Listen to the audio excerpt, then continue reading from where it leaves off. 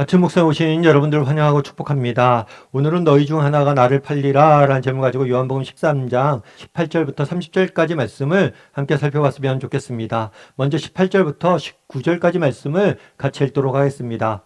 내가 너희 모두를 가리켜 말하는 것이 아니니라.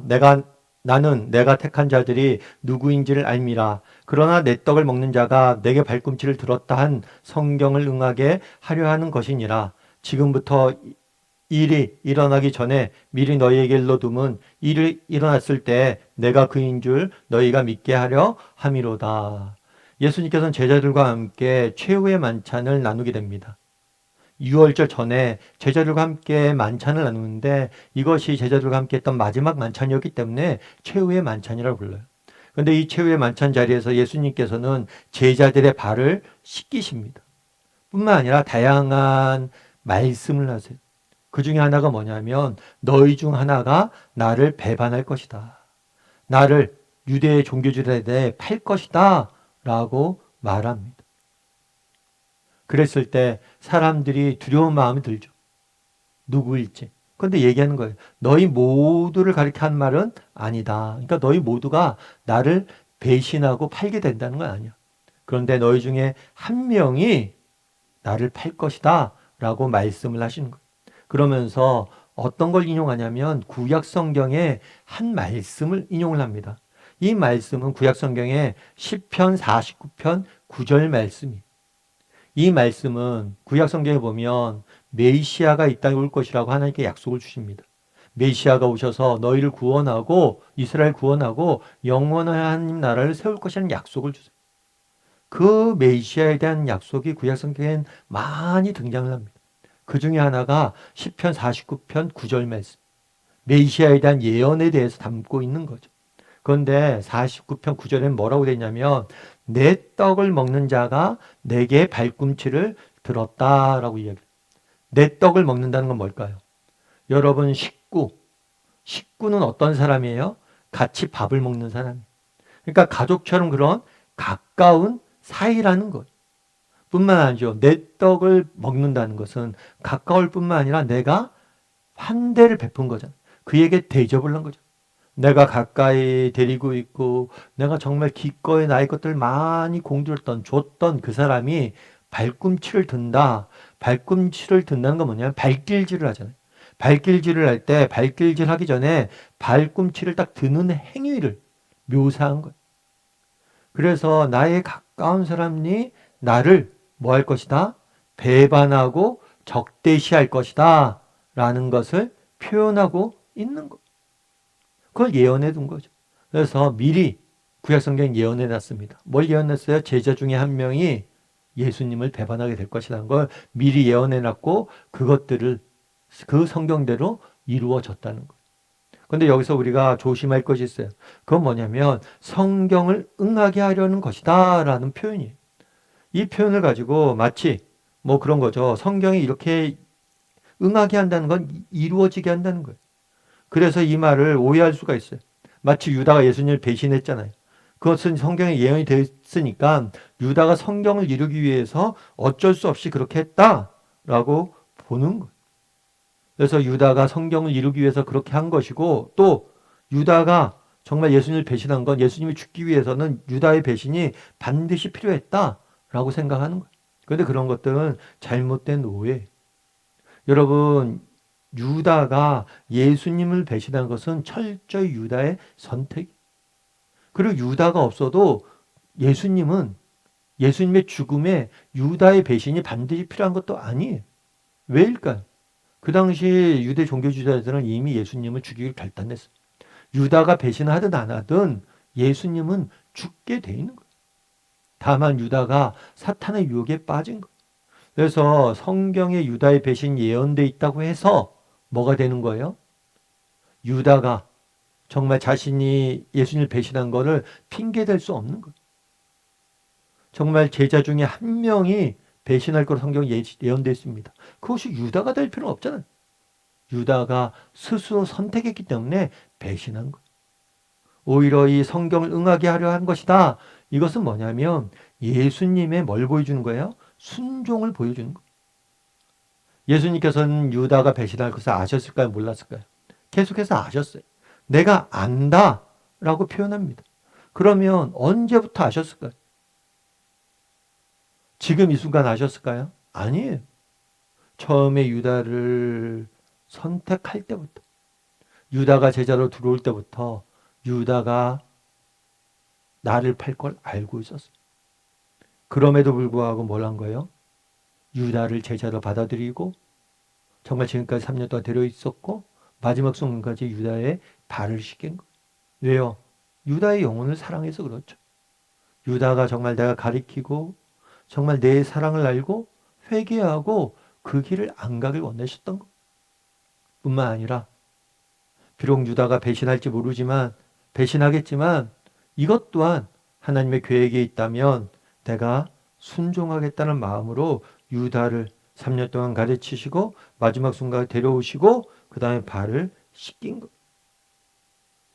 그래서 성경을 응하게 하려 함이라는 것은 뭐냐면 정말 이 모든 사실을 아셨지만 예수님께서 성경 말씀을 따라 정말 하나님의 계획을 따라 그를 선택하고 그를 제자로 받았음을 보여주는 것.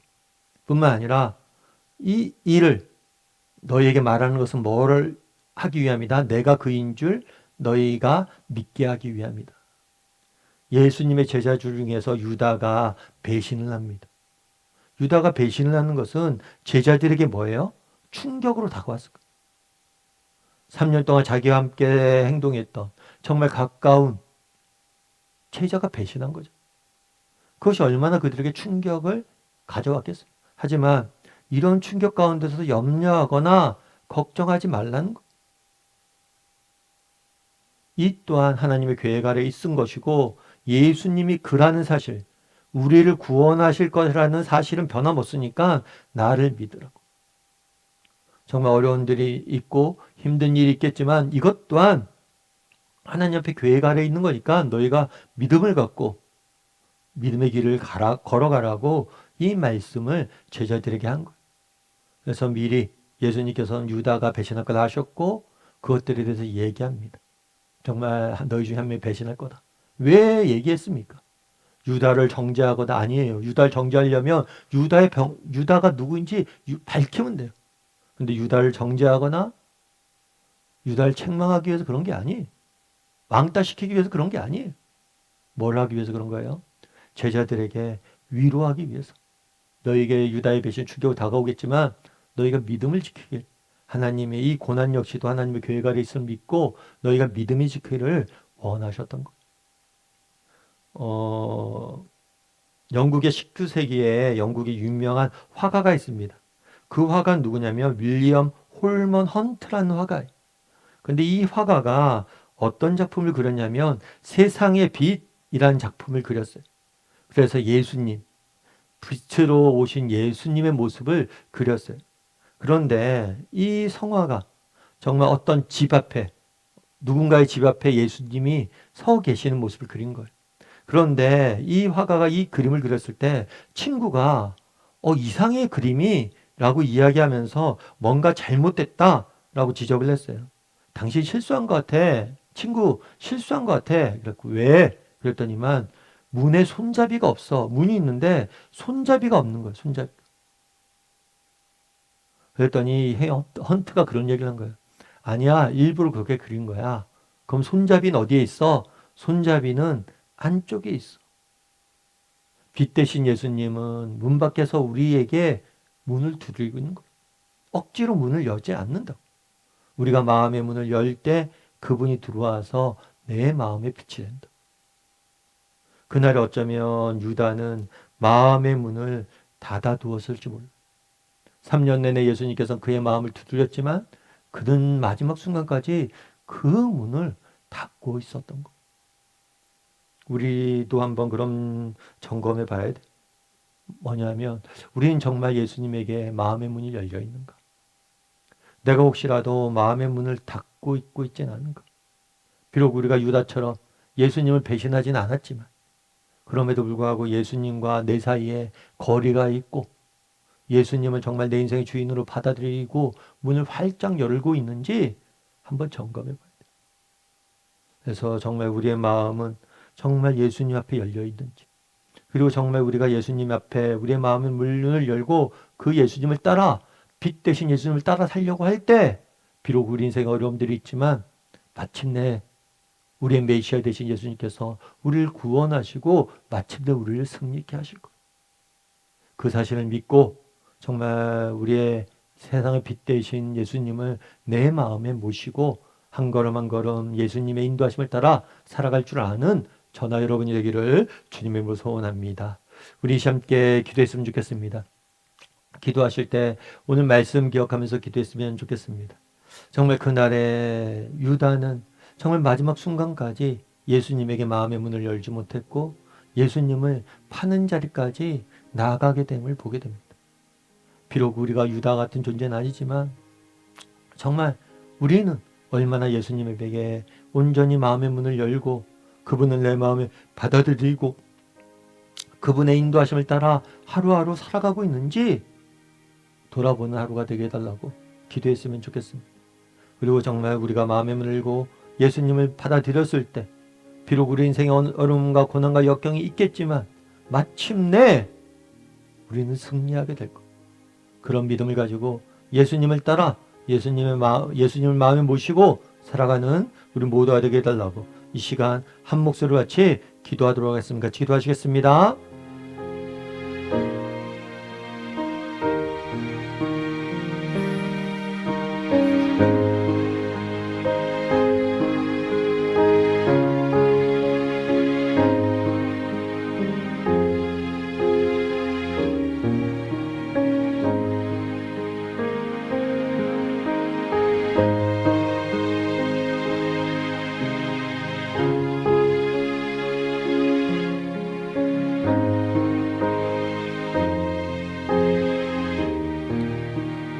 사랑의 하나님, 그날에 유다가 3년 동안 예수님을 쫓아다녔지만 여전히 그의 마음의 문이 닫혀 있는 것들을 보게 됩니다.